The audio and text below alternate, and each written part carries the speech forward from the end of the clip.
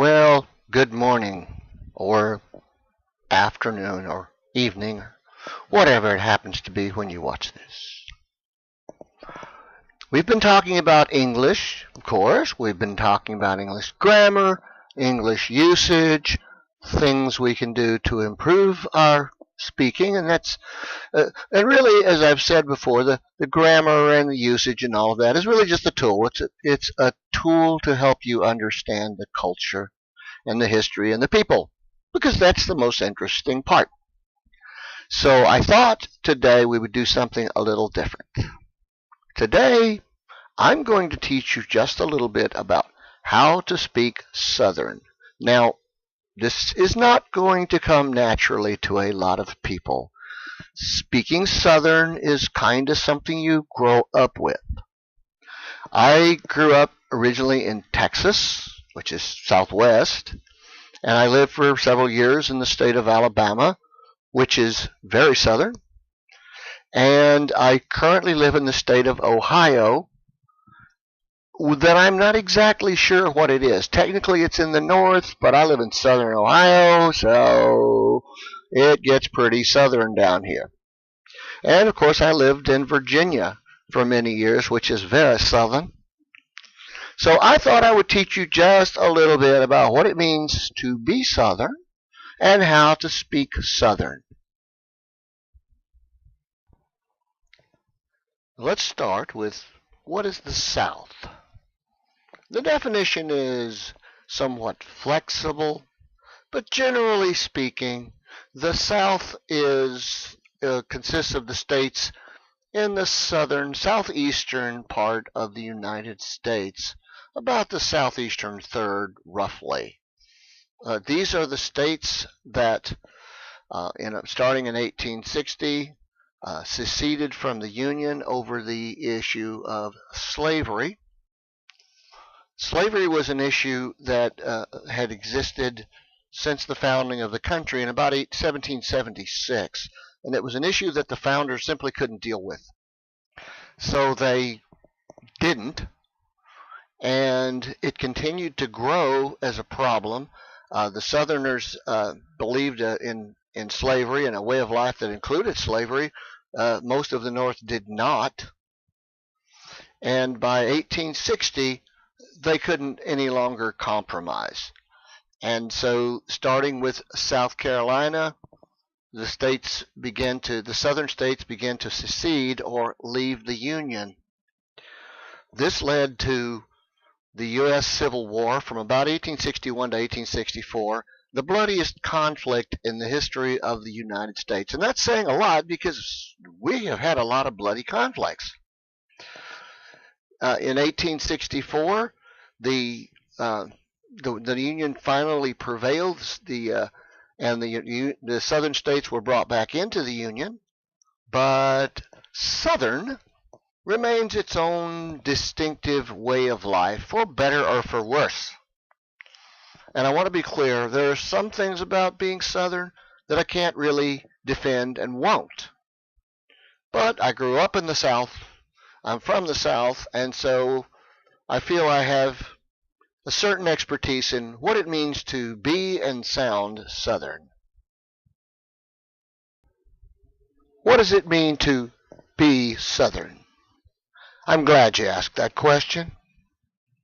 While there is no really definitive list of what it means to be Southern, there are a few things that are indicators, and I'm going to cover some of those right now. First, Southern has its own distinct style of food, its own cuisine. Possibly one of the most Southern of all foods is fried chicken. Southerners love fried chicken. I love fried chicken. Well, the truth is, Southerners love pretty much everything fried. And being a Southerner, I know it isn't good for me, but so do I. If you can fry it, I'll eat it. The second uniquely Southern food is grits. Grits is processed corn. It's been ground up and processed, and it's eaten as a cereal or a side dish. Now, there is no singular form of the word grits. There is no grit. So it is simply grits in the plural form.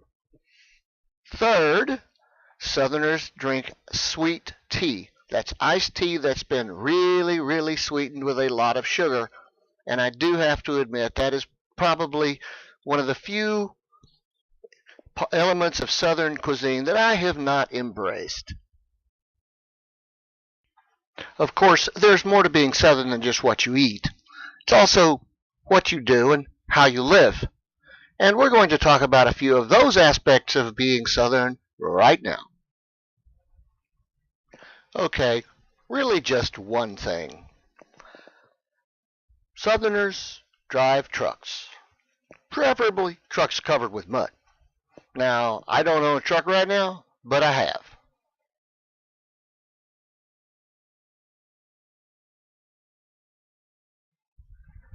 But we're not here to talk about trucks or food or, well, really even history. We're here to talk about what it means to speak Southern.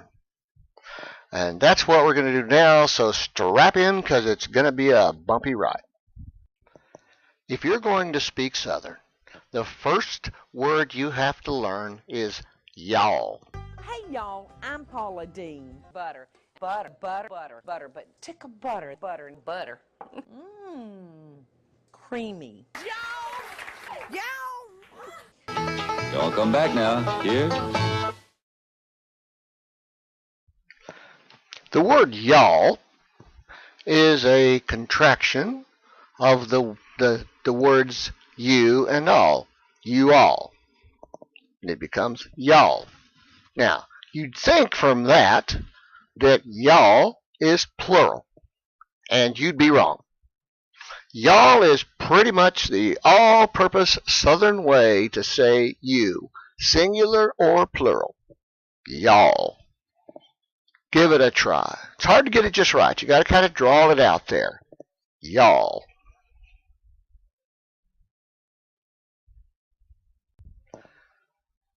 So how do you use y'all in a real live conversation?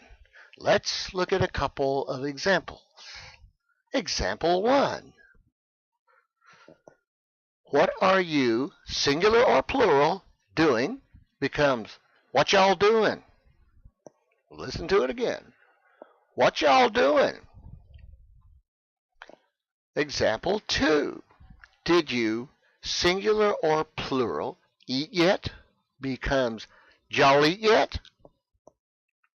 Y'all eat yet? So those are a couple of examples of y'all in an actual conversation. I told you it would be challenging, but you can do it. Also, you really can't get it wrong because nobody really knows the rules for this anyway. It's pretty flexible. Another Southern expression that is even more flexible than y'all is ain't. Now, ain't is a way of saying something negative. I, you, he, she, they, etc., etc., am not, is not, or are not, all becomes ain't. Seriously, check this out. I ain't going. You ain't going. He ain't going. She ain't going. They ain't going. Does it get any easier than that? And that's your introduction to Southern. Good job. So keep practicing, and remember, it's really hard to get this one wrong. Y'all come back now. Here.